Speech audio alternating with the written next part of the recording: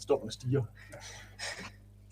Good morning, good afternoon. Welcome everyone to this Wednesday webinar, where today we are with Bo and Mats from Kjaer Kjaer, who will talk to us about the topic of driving progress in relation to effective vehicles and cleaner fuels.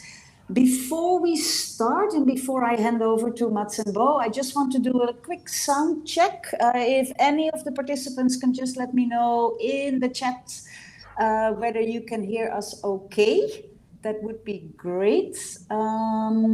If somebody can start typing, and I see somebody is typing, so let's see. In the meantime, you can also use the chat box to introduce yourself, tell us who you are, where you're from, which organization, so that both Mats and Bo get a little bit of an understanding who they are talking to today. The webinar will last for 30 minutes. At the end of the webinar, we have time for questions.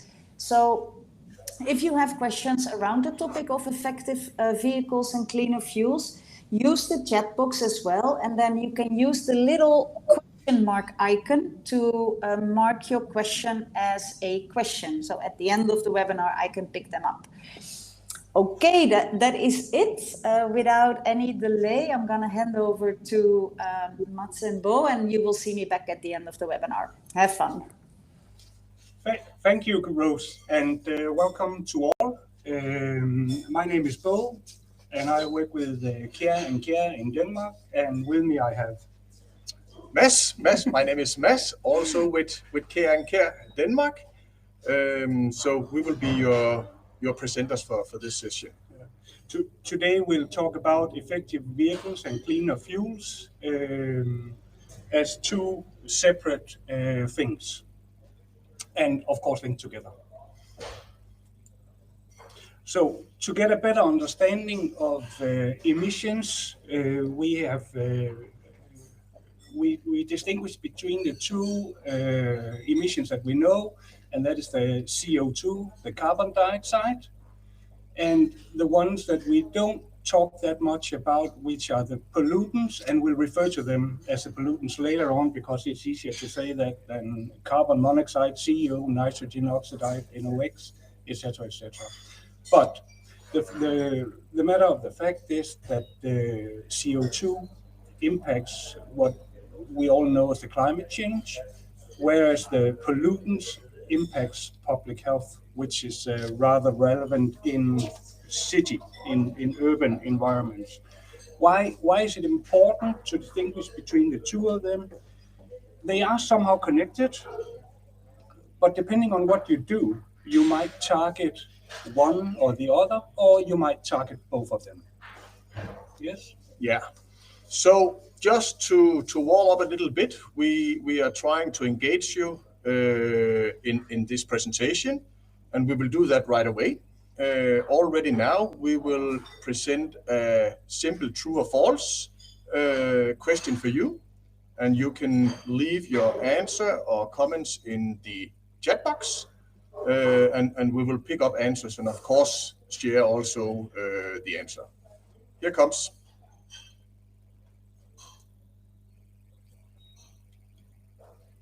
So the question is CO2 emissions is directly, or CO2 emission is directly proportional to fuel consumption.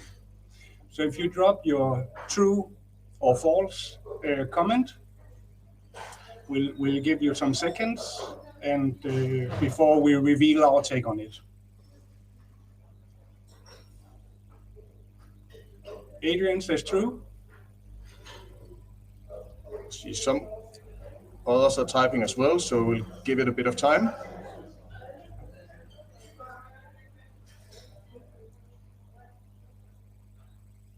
Do you want to reveal it, Mads, or shall I do it? You can. Let's do it together, Bo. Okay, we are still people typing, but I guess we will share the answer. And I'm glad to see that we have a lot of true in the chat box. So you're right. It's true. It's directly proportional. And we're just trying, the best way I see it is always that if I burn 1 liter of fuel in an engine, doesn't matter what engine, diesel fuel we are talking, or I simply burn it by the pot, the CO2 emission is pretty much the same. And why is this important? It is because you can directly translate your fuel consumption into CO2 emissions, meaning that you can very quickly establish the CO2 emissions that are coming from operating your vehicle or vehicles. The manufacturer's CO2 emission, they are based on a certain test cycle that doesn't give a precise picture of the CO2 emission. You can do worse, you can do better, all depending on the situation. But one thing is true, and that is that 1 liter of diesel combusting a diesel engine generates 2,680 grams of CO2, or what we have rounded up to 2.7 kilos. Yeah, and good to see you all have that in place. Happy about that. So if we look at elements that are influencing on emissions, we have the vehicle itself. The more fuel efficient it is, the more it impacts the CO2 emissions. But also, as a co-benefit, it also impacts on the pollutant levels. Then one thing we don't talk about that much is that cleaner diesel products, which is I translate into low sulfur diesel, will also impact on the pollutants. And finally, the vehicle emission control systems will impact on the pollutants as well, not the CO2, just the pollutants. And in summary, you can say that there's only one way to impact CO2, and that is fuel consumption. So the less fuel you burn, the more you positively impact on the CO2. And then there are 2 ways of addressing pollutants. One is the fuel that you put in the vehicle, and the other one is the emission systems that you have bought with the vehicle. That is usually expressed as the emission norm.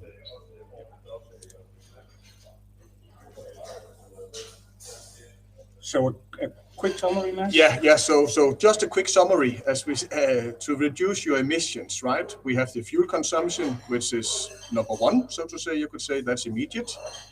We have the fuel quality, as Bo mentioned. That's the sulfur level. Mm-hmm. And then we have the vehicle emission controls that are manufactured with the vehicles or come in play with the vehicles. Some are listing them at stage 1 to 6. Those are the 3 elements, so to say, in reducing emissions. At least the 3 major elements, right? Yeah.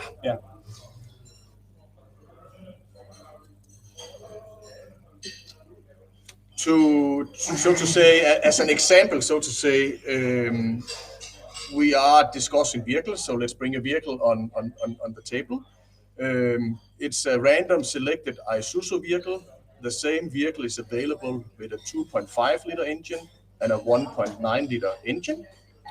And you can read, so to say, the numbers that you will see that, first of all, you have a more powerful engine by the smaller engine or CC engine.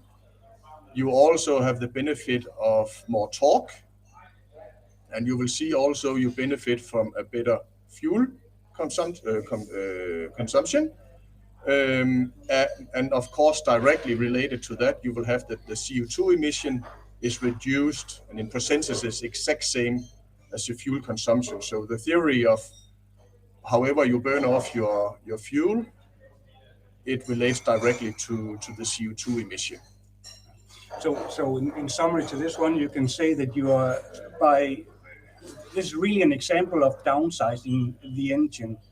You get a stronger engine, you use less fuel, meaning and in percentage that's 8% saving on fuel, apple to apple, and also a 8% saving on the CO2. So this is very much an example of the downsizing.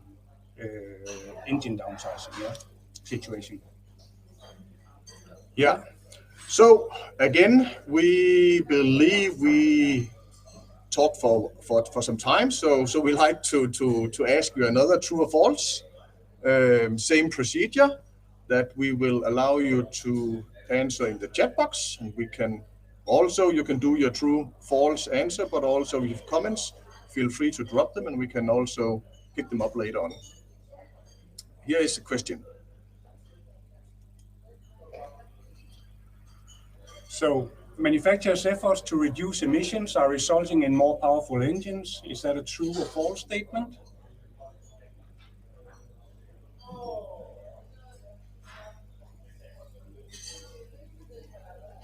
Thanks, Simon.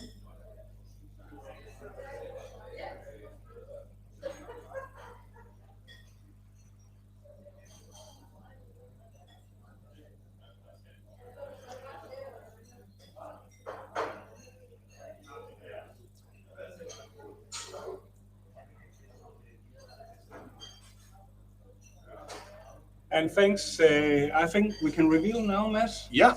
And I am happy to see that we disagree, because then there's something to talk about. Because the result or the theory behind it is that in an effort to manufacture more fuel efficient or low emission vehicles, the manufacturers are developing advantage in engine technology, such as turbocharging, common rail, fuel injection, and that all results in the ability to extract more power out of the engine without sacrificing the fuel efficiency and emission. So according to manufacturers, it's true. So what we are saying, Bo, is that to get more out, to reduce your emissions, you need a more effective combustion engine. Yeah. That's in short behind it, right? Yes. Yes. Yeah. And efficiency is hereby measured in power, right? So you can use that power to either downsize the engine or Yeah, and I think maybe we can quickly look at this again, and you would see maybe the numbers sort of corresponding with the answer. Yeah.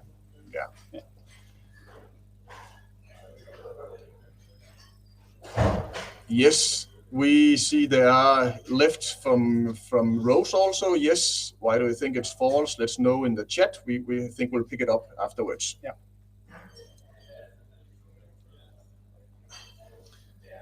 I should mention that these are somehow cheat questions, because there are manufacturers influencing on this, but it's good to have a discussion on it. Very good. So if we move on, what is it that you need to know as the buyer or operator of a vehicle? What do you need to know to improve your vehicle fleet emissions? Well, the first thing you need to know is that you can actually get vehicles in different emission stages, and the higher, the cleaner the vehicle is, or the exhaust emissions is cleaner. So if you look for a vehicle, try to look for the higher emission stage, because that will generate the less amount of pollutants. There's an important but here, right? Yeah. Higher emission stages require cleaner fuels, so you will have to have availability of cleaner fuels. Yeah. We'll get to that a bit later by showing some maps, right? Yes, exactly. Yeah. And then I think also what you could do is that you could look at the fuel consumption or the CO2 figures. It doesn't matter which one, because we all agreed in the first slide basically that they were direct proportional. So if you look at the fuel consumption or CO2 figures made available under the two norms that are being used, the one is the new European driving cycle, and the other one is the Worldwide Light Vehicle Transport Test Procedure, something like that. Yeah. In short, WLTP. And then make sure to compare apples to apples. Make sure it's the same type of vehicles, for instance, a double cabin pickup, and also that the same testing method is used. So if you're getting NEDC figures from one, make sure that you also have NEDC figures from the other. Yes, the latest version of the test cycle is actually the WLTP, although NEDC says New European, but WLTP is newer than that. Yeah. And then finally, make use of cleaner fuels. And here we mean low sulfur or ultra low sulfur diesel when it's available in the market. And it will only lower the pollutants. It will not mean anything on the CO2. True.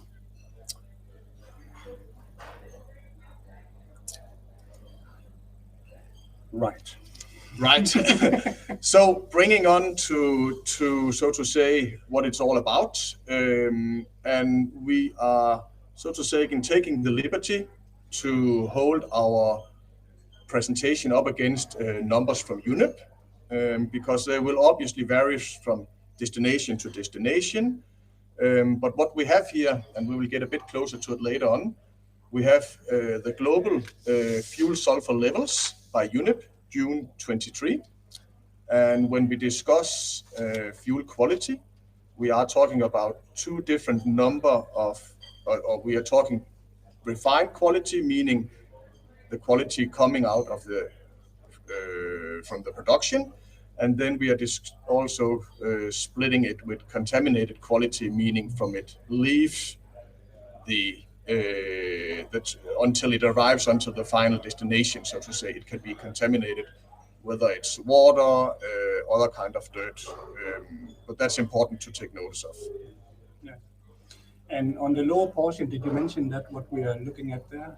Yeah, and the lower one is actually also, of course, from UNEP. June 23 is, so to say, giving an overview of approved vehicle emission states for imports for the countries where this information is available.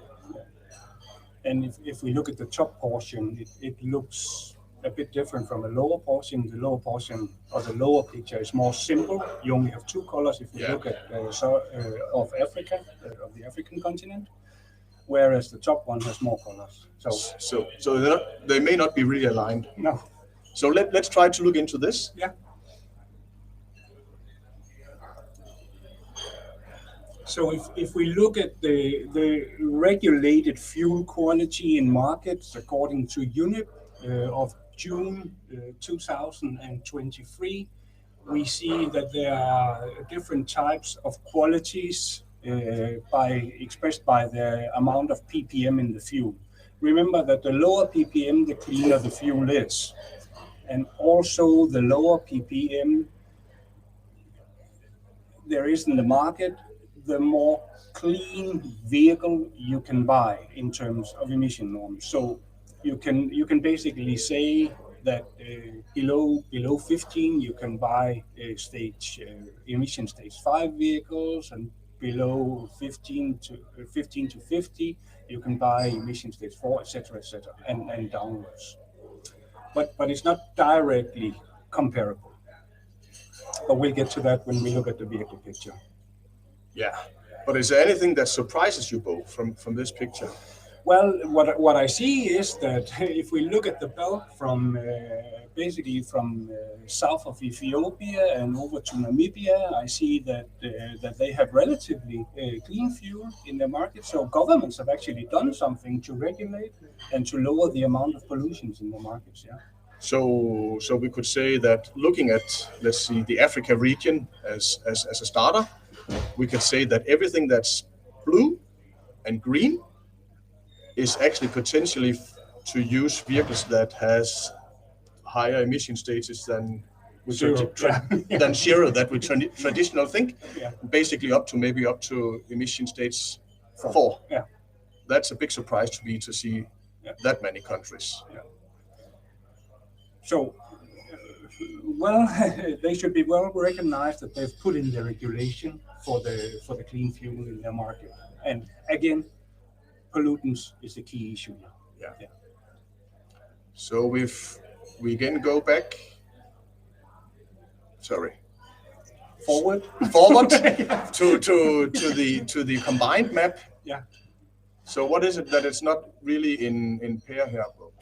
Well, the thing is that they have been very good at regulating the diesel quality in their market, whereas they are somehow reluctant to adjust the emission stage, the vehicle import allowance in terms of emission stage.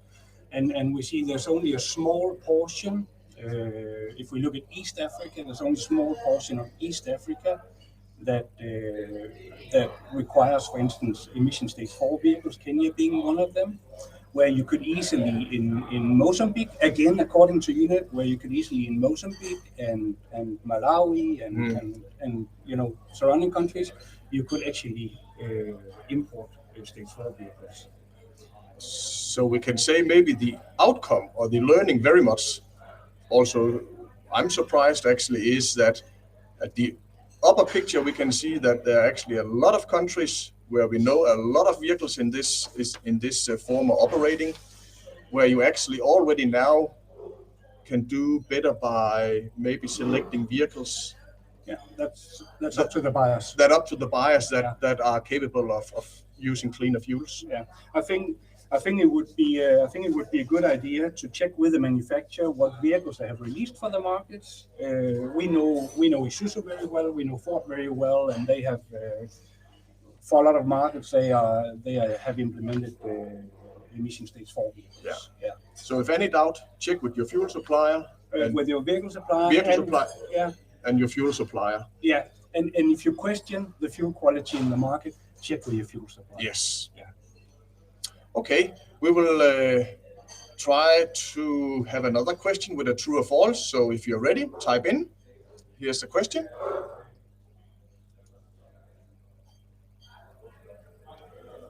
So the question is it true or false that emission norms drive to reduce fuel consumption of vehicles? Again, maybe a bit of a tricky question. We tested it on Rose yesterday, and she was up for discussion.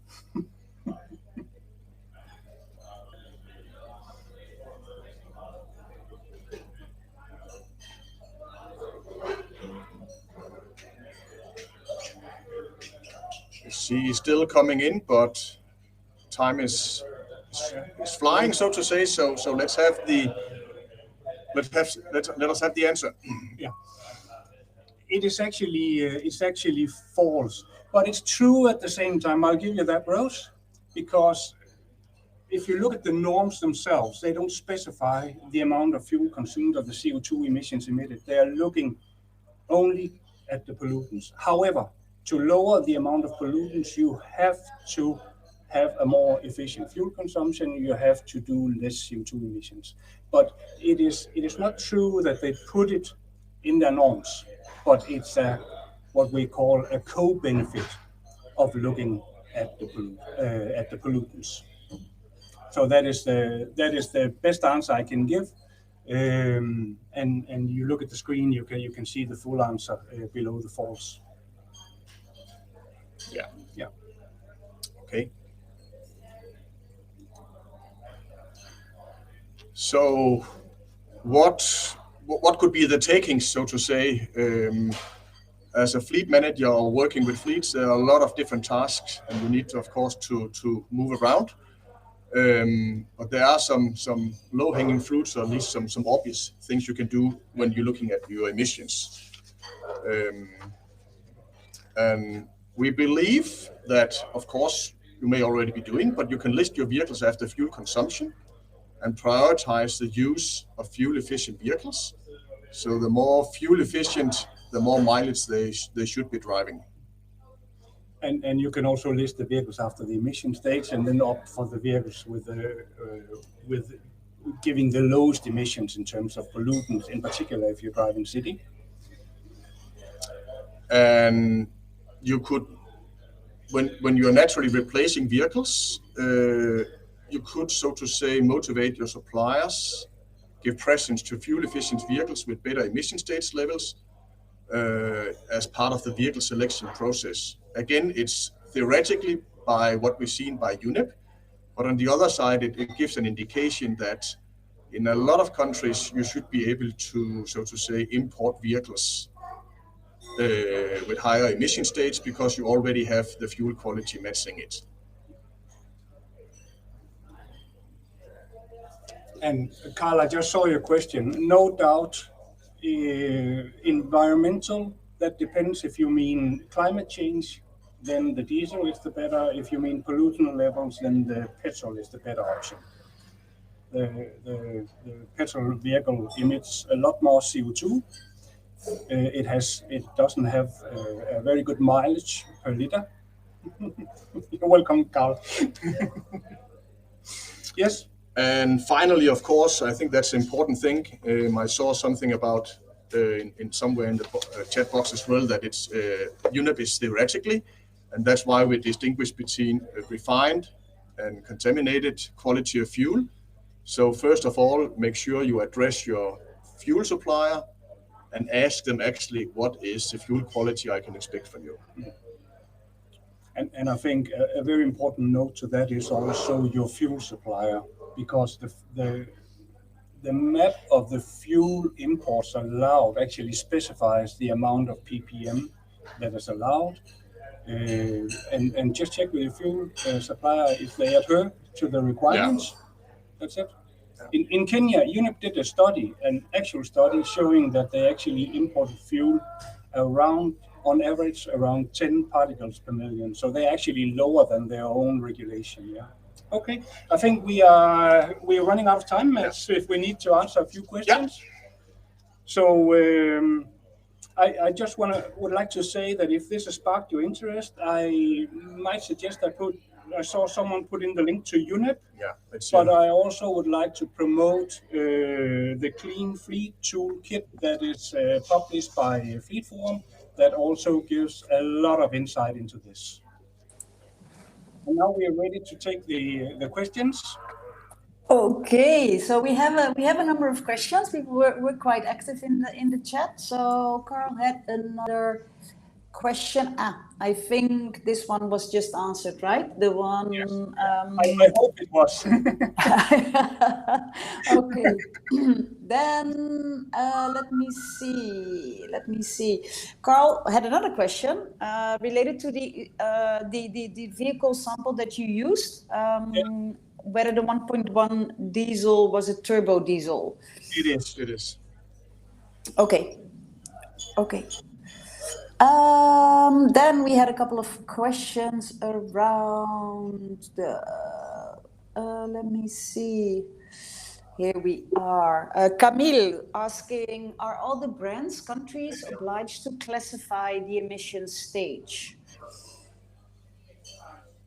There is country regulation in terms of emission stage. So the legislation body of a given country actually do legislation on what can be imported. We have seen that lately in Kenya, where they have said that now only emission stage 4 vehicles are allowed. So yes. Okay, and maybe for everybody on the webinar to be clear, when you say emission stage, it's the same as what in Europe we refer to as Euro standards, right? Yes. We took the Euro out because that's sort of for Europe. I know it's copied in white portions of the world, but there are Asia and other places that do other stages. Yeah. Exactly. Yeah. Okay. Okie doke. Let me see. We have Ivan asking, when you have instances of hauling higher load, aren't the stronger engines more fuel efficient than smaller engines and should not be dismissed for particular use?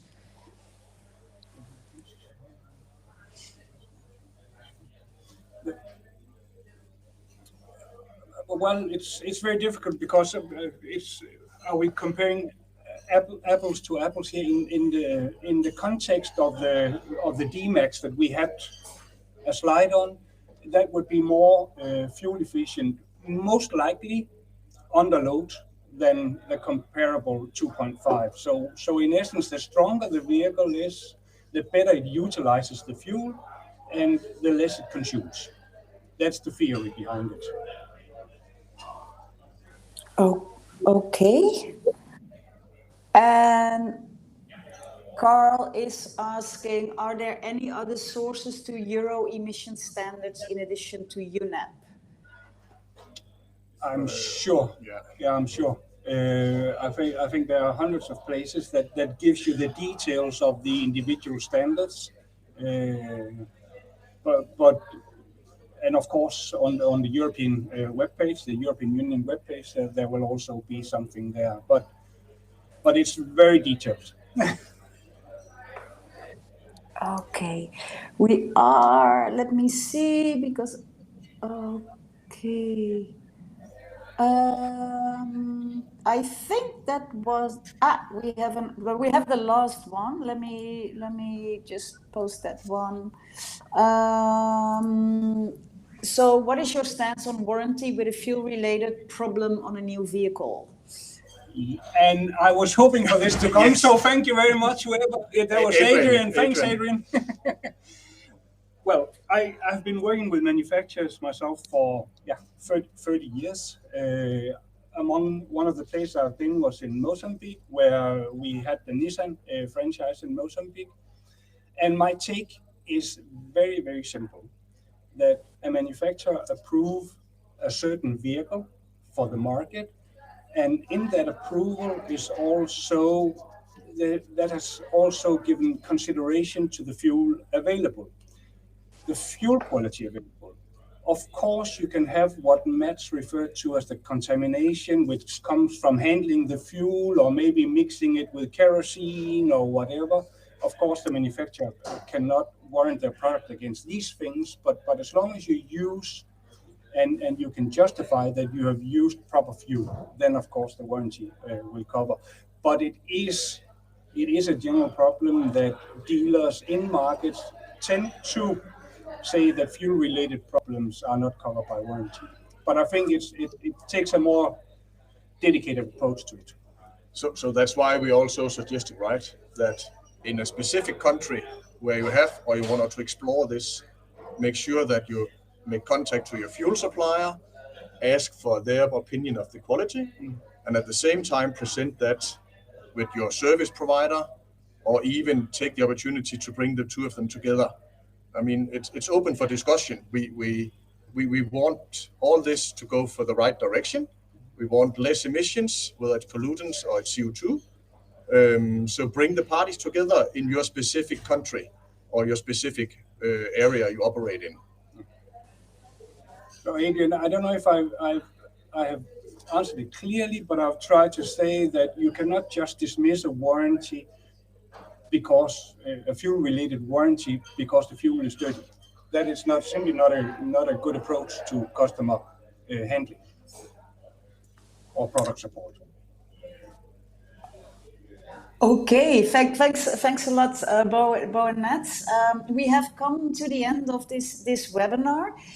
Thanks all of you for your active participation, for answering the questions, and we hope to see you soon and next Wednesday in our next webinar, which will be facilitated by my colleague Nikita, and she will talk about turning fleet goals into reality. Don't forget to rate this webinar. You will get a question about the webinar shortly after we close, and we hope to see you soon. Okay, thanks a lot. Bye-bye. Thank you very much. Enjoy your day. Bye-bye.